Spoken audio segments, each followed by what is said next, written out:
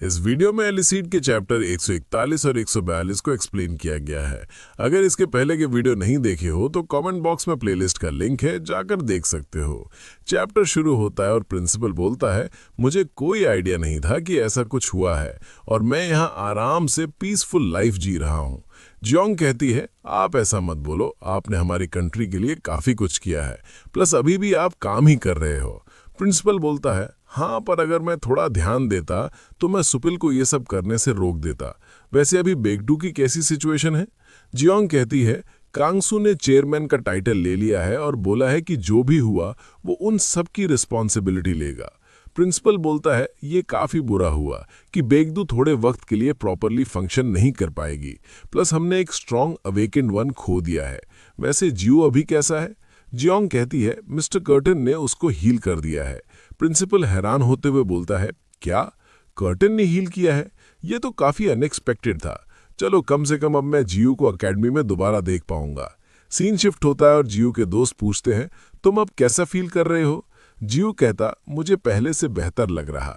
मेरी पावर्स अब कोर में स्टोर हो रही, जिसकी वजह से अब हल्का फील हो रहा है। पर मेरा कोर अभी जस्ट ठीक हुआ, जिसकी वजह से मैं अपनी पावर्स इस्तेमाल नहीं कर सकता हूँ। वैसे तुम सबको चिंता में डालने के लिए मुझे माफ़ कर देना। वो लोग बोलते हैं, ये क्या बकवास है, फालतू में सॉरी मत बोल। वैसे हमें विश्वास नहीं हुआ कि कर्टन ने तुम्हें हील किया है। वो दुनिया के सबसे बेस्ट हीलर हैं। लोग ऐसा बोलते हैं, जब तक वो खुद ना चाहें तब तक वो किसी को हील नहीं करते, भले ही रिवॉर्ड कितना बड़ा हो। एक आदमी ने तो अपना सब कुछ देकर कर्टन के साथ काम करने को तैयार हो गया था, पर फिर भी उन्होंने हील नहीं किया। तो फिर जियो, कर्टन ने तुम्हें हील क्यों किया है? जियो बोलता है, केडन उनको जानते हैं, शायद इसी वजह से।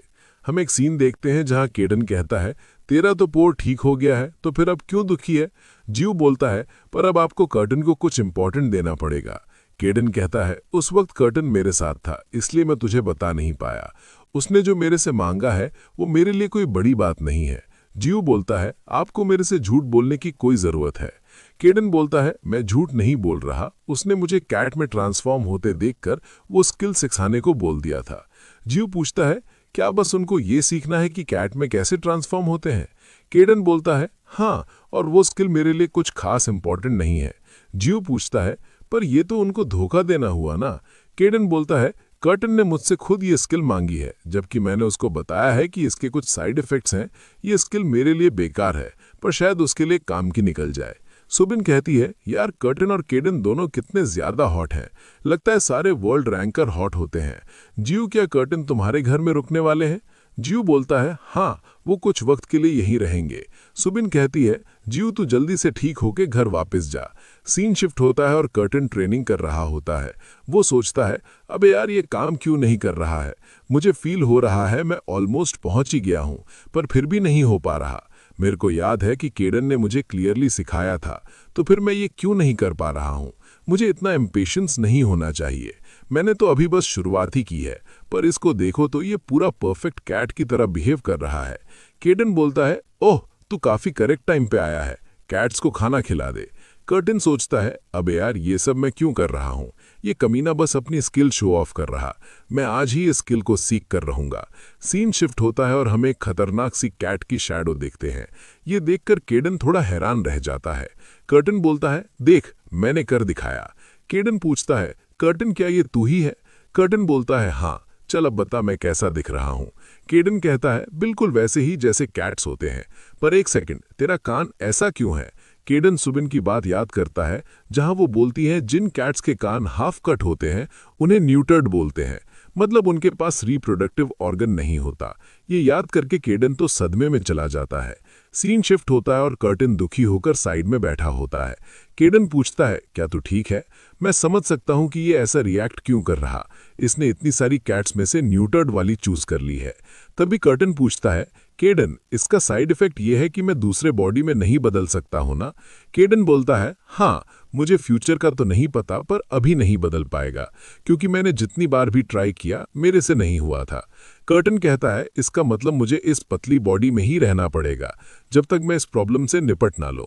पर एक सेकंड, अगर मैं अपनी हीलिंग एबिलिटी का इस्तेमाल करूं तो ठीक हो जाएगा।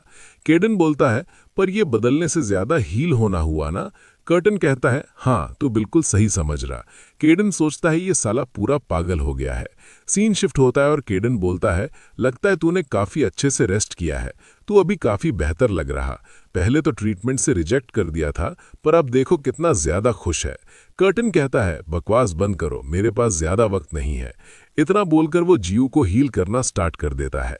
इनह्युक कहता है, लगता है ये पावर कर्टन की है, वो शायद वापस जियो को हील कर रहे हैं। कर्टन पूछता है, ओए बच्चे, मैंने तेरे से बोला था ना कि मेरी परमिशन के बिना फोर्स कंट्रोल मत करना। जियो बोलता है, मुझे माफ कर देना, मेरा जब कोर ठीक हुआ तो मैं काफी ज्यादा खुश हो गया था, इसलिए मैंने बस थोड़ा सा ट्राई किया था। कर्टन कहता है, तुझे बताने की जरूरत नहीं है, मुझे मालूम है। वैसे तूने जब फोर्स कंट्रोल किया तो कैसा फील हुआ था? जियो बोलता है, थोड़ा सा दर्द होता है, प्लस पहले के मुकाबले मुझे अब अपनी पावर्स मोबिलाइज करने में ज्यादा मुश्किल होती है। कर्टन कहता है, ये तो होना ही है क्योंकि तू अभी जस्ट ठीक हुआ है, पर ध्यान रखना इसको ज्यादा मत करना। जियो पूछता है, इसका मतलब मैं फोर्स कंट्रोल कर सकता हूँ? कर्टन बोलता है, हाँ, क्योंकि फोर्स कंट्रोल से तेरी बॉडी को रिकवर होने में हेल्प मिलेगी, पर ज्यादा मत करना, प्लस अभी अपनी एबिलिटीज का इस्तेमाल बिल्कुल भी मत करना।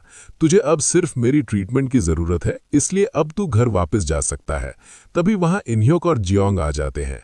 केडन बोलता है, ठीक है, अब हम चलते हैं, मैं तुम्हें बाद में लेने आऊंगा। इनह्युक पूछता है, जियो, केडन का क्या मतलब था कि वो तुम्हें लेने आएंगे? जियो बोलता है, मैं हॉस्पिटल से वापस जा रहा हूँ, कर्टन मुझे मेरे ही घर में ट्रीटमेंट देंगे। पर आप तो काफी बिजी हो गए, तो फिर आप यहाँ रोज क्यों आती हो? इनह्युक पूछता है, क्या चेयरवुमन यहाँ रोज आती है? पर मैं तो यहाँ 3 दिन पहले आया था। जियोंग बोलती है, जियो, मैं तुम्हें यहाँ कुछ बताने आई हूँ। अकेडमी आज से 1 महीने बाद वापस स्टार्ट होने वाली है। जियो पूछता है, पर आपने बोला था कि ये वेकेशन के टाइम स्टार्ट होगी। इनह्युक बोलता है, ओरिजिनल प्लान तो यही था, पर अभी जैसी सिचुएशन चल रही उसकी वजह से अकेडमी ने डिसाइड किया है कि वो ज्यादा अवेकेंड वंस को जल्दी ट्रेनिंग देना चाहते हैं। जियो पूछता है, तो क्या मैं जा सकता हूँ? मैं तो अभी अपनी पावर्स भी इस्तेमाल नहीं कर सकता हूँ। जियोंग बोलती है, ऑफ कोर्स, अगर तुम्हारा कोर हील नहीं होता तब भी हम तुम्हें एकेडमी भेजते। ये सुनकर जियो उन दोनों को शुक्रिया बोलता है। इनह्युक कहता है, अच्छा ठीक है, मैं डिस्चार्ज प्रोसीजर कंप्लीट करके आता हूं कि ताकि तुम घर वापस जा सको। जियो बोलता है, वैसे जियोंग, आपका शुक्रिया। जियोंग पूछती है, पर वो किस लिए? जियो बोलता है, मैंने सुना शिनवा ने मुझे हील करने के लिए काफी मेहनत की थी, दूसरे ग्रुप से हीलर मंगवाए थे। जियोंग कहती है, हम सिर्फ अपना काम कर रहे क्योंकि तुम शिनवा के प्रोटेक्शन के अंदर हो। जियो बोलता है, मैंने सुना आप पर्सनली दूसरे ग्रुप्स को कांटेक्ट करके हेल्प के लिए बोल रहे थे।